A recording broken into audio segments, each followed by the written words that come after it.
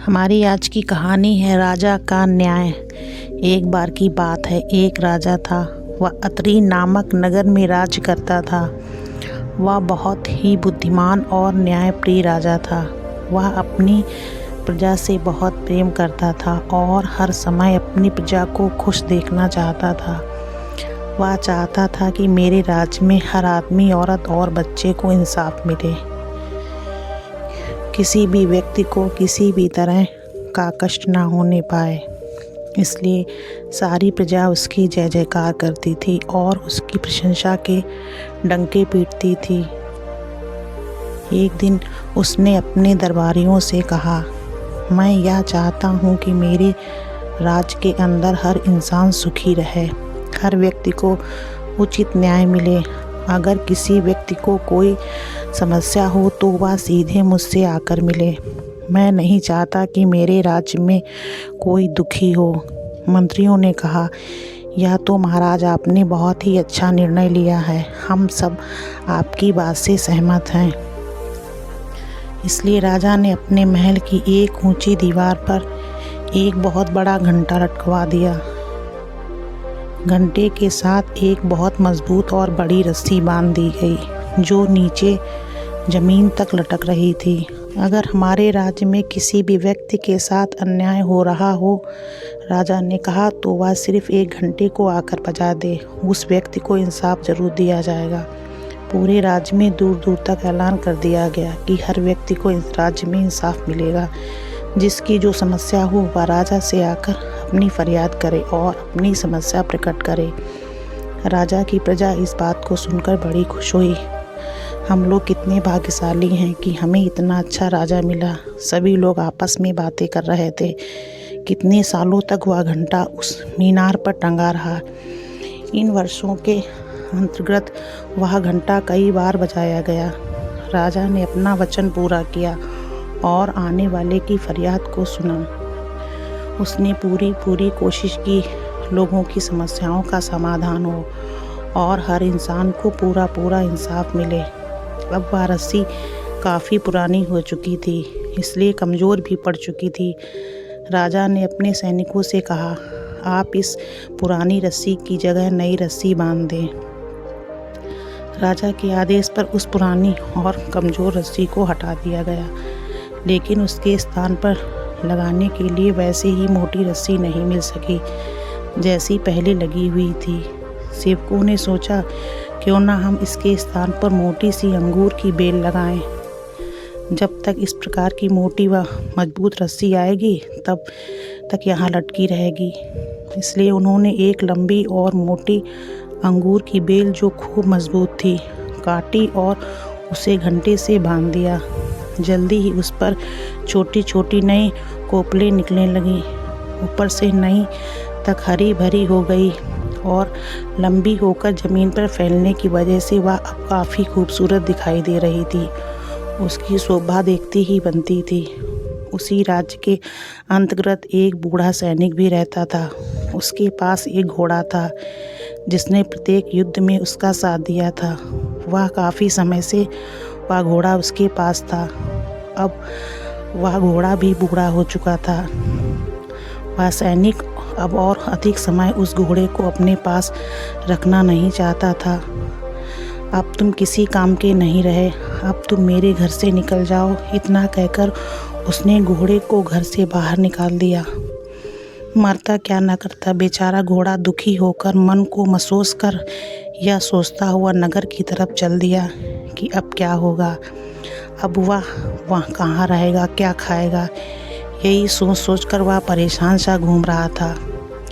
घूमते घूमते उस मीनार के पास पहुँचा जहाँ घंटा टंगा हुआ था। पहले घोड़े ने चारों तरफ देखा। बूढ़ा हो जाने की वजह से उसकी आंखें भी कमज़ोर हो चुकी थीं। उसे कुछ भी साफ दिखाई नहीं दे रहा था। वह बड़ी मुश्किल से देख पाता था, इसलिए उसको वह अंगूर की बेल भी दिखाई नहीं दे रही थी। वह काफ़ी मुश्किल से उसे देख पा रहा था। उसने सोचा कि यह कोई बढ़िया चीज़ है, इसलिए उसने उन हरी कोपलों को खाना शुरू कर दिया। जैसे जैसे उसके खाने के लिए बेल को खींचा, फौरन वह घंटा बजने लगा। सभी लोग भागते भागते वहां आए। वे एक दूसरे से पूछने लगे, घंटा किसने बजाया था? कोई कहता किसी के साथ बहुत बड़ा अन्याय हुआ है।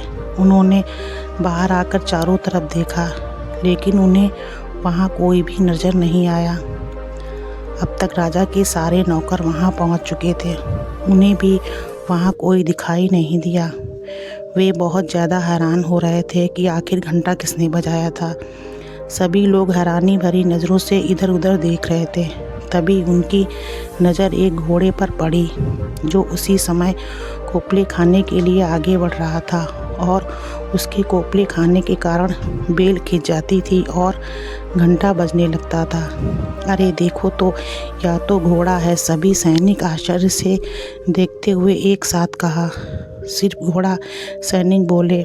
कितनी विचित्र बात है कि घंटा घोड़े ने बजाया था और हम लोग यहाँ पर खड़े सोच रहे थे कि ना जाने किसके साथ नाइंसाफ़ी हुई है।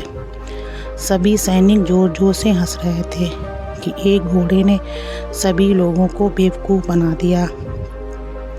इस घोड़े को यहाँ से कहीं दूर ले जाओ और नगर के बाहर खदेड़ दो। राजा के अफसरों ने आदेश दिया। उन्हें घोड़े की इस हरकत पर बहुत गुस्सा आ रहा था। रुक जाओ मंत्री जी, राजा ने बाहर आकर अपने सभी अफसरों को आदेश दिया। लेकिन महाराज, इस घोड़े ने यहाँ आकर सबको परेशान कर दिया है। सैनिक ने कहा। तुम लोग ऐसा बिल्कुल नहीं करोगे, राजा सख्त स्वर में बोले। यह यहाँ से कहीं नहीं जाएगा। लेकिन क्यों महाराज? मंत्री जी, यह घोड़ा मेरी प्रजा है। यह बात आप लोग कैसे कह सकते हैं कि इसे कोई कष्ट नहीं है? हो सकता है कि यह अपनी कोई फरियाद करने आया हो, राजा ने कहा। राजा की बात सुनकर लोगों को बड़ी हैरानी हो रही थी। सारे सैनिक खामोश हो गए। वह वहाँ खड़े राजा को आश्चर्य से देख रहे थे। उन्हें राजा की बात बड़ी विचित्र लगी। यह घोड़ा किसका है? राजा ने पूछा। यह घोड़ा कहाँ से आया है? इस बात का फौरन पता लगाया जाए। जैसी आज्ञा महाराज, मंत्री ने कहा और सैनिक को तुरंत राजा के आदेश का पालन करने को कहा। राजा की आज्ञा के अनुसार सभी सैनिक घोड़े के मालिक की तलाश में निकल पड़े और उस बूढ़े सैनिक को, जो घोड़े का मालिक था, पकड़कर राजा के सामने पेश कर दिया। क्या यह घोड़ा तुम्हारा है? राजा ने सख्ती से पूछा। यह यहाँ क्यों घूम रहा है और उसने यहाँ आकर अंगूर की बेल क्यों खाई? क्या तुम इसे खाने के लिए चारा नहीं दिया? राजा की बात सुनकर सैनिक का सिर शर्म से झुक गया। तुम्हें इस बात के लिए शर्म आनी चाहिए, राजा ने कहा। इस घोड़े ने अपनी जवानी में वफादारी से तुम्हारी खूब सेवा की है और जब यह बूढ़ा हो चुका है तब तुम उसका जरा भी ध्यान नहीं रखते हो। क्या तुम्हारा इसके साथ यह व्यवहार ठीक है? अब तुम इस घोड़े को घर ले जाओ तथा इसकी अच्छी प्रकार की देखभाल करो। इतनी बात सुनकर वह बूढ़ा सैनिक घोड़े को वहाँ से लेकर चला गया। लोगों ने खुशी से ताली बजाई और वे वाह वाह कर बैठे। अत्रि का यह घंटा एक बार फिर न्याय दिलाने में कामयाब रहा। हमें इस कहानी से यह शिक्षा मिलती है कि हमें भी हर किसी के साथ अच्छा सलूक करना चाहिए। अगर कोई व्यक्ति या जानवर बूढ़ा हो गया है और हमारे किसी काम नहीं आ रहा है तो उसे घर से नहीं निकालना चाहिए, बल्कि यह सोचना चाहिए कि वह किसी समय हमारे बहुत काम आया है। अगर आपको हमारी वीडियो अच्छी लगे तो प्लीज़ लाइक और सब्सक्राइब ज़रूर करें।